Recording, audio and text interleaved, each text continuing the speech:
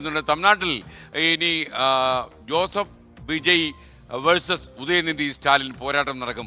ഉദയനിധി സ്റ്റാലിനെ പ്രതിപക്ഷ നേതാവായി DMK തെരഞ്ഞെടുത്തു എന്ന വാർത്ത ഇപ്പോൾ ലഭിക്കുന്നു. മുൻ മന്ത്രി KN നെഹ്റുവാണ് പ്രതിപക്ഷ ഉപനേതാവ്. ചെന്നൈയിൽ നിന്ന് മനീഷ് മൂർത്തി ടെലിഫോണിൽ ചേരുകയാണ്. മനീഷ്, പ്രൈം 24 ഡിബേറ്റിലേക്ക് സ്വാഗതം. എന്താണ് ഇപ്പോൾ തമിഴ്നാട്ടിൽ നടക്കുന്നത്? Good evening. ഇന്ന് വൈകിട്ട് ചേർന്ന 5:30 മണിക്കാണ് യോഗം ചേരുന്നത്. നിയുക്ത MLA-മാരുടെ യോഗം ചേരുന്നത്. ആ യോഗത്തിൽ വെച്ചാണ് ഉദയനിധിയെ നിയമസഭാ കക്ഷി നേതാവായി തീരുമാനിച്ചത്. എന്തായാലും ഇനിയിപ്പോൾ പ്രതിപക്ഷ നേതാവ് സ്ഥാനത്തേക്ക് അദ്ദേഹമാണ് എത്തുക എന്നുള്ളതാണ്. അപ്പോൾ SKN സൂചിപ്പിച്ചതുപോലെ ഇനിയിപ്പോൾ വിജയ് വേഴ്സസ് ഉദയനിധി ആ രീതിയിൽ തന്നെയായിരിക്കും കാര്യങ്ങൾ. അതിപ്പോൾ ഇന്ന് തന്നെ തുടങ്ങുന്ന ഒരു നിലയുമുണ്ട്.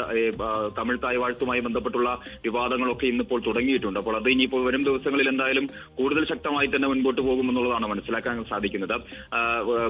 ഉപനേതാവായി പ്രതിപക്ഷ ഉപനേതാവായി KN നെഹ്റു വളരെ സീനിയർ ആയിട്ടുള്ള നേതാവാണ്.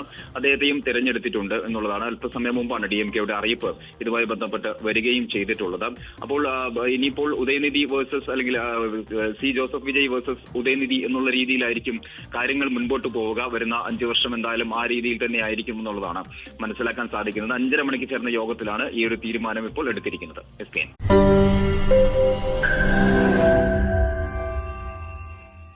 ലോകത്തെവിടെയായാലും ഏത് സമയത്തും 24 വാർത്തകളും ഓഗ്മെന്റഡ് റിയാലിറ്റി പാക്കേജുകളും എക്സ്പ്ലെയിനറുകളും വിശദമായി കാണാൻ ഞങ്ങളുടെ YouTube ചാനൽ നിങ്ങൾക്ക് സബ്സ്ക്രൈബ് ചെയ്യാം.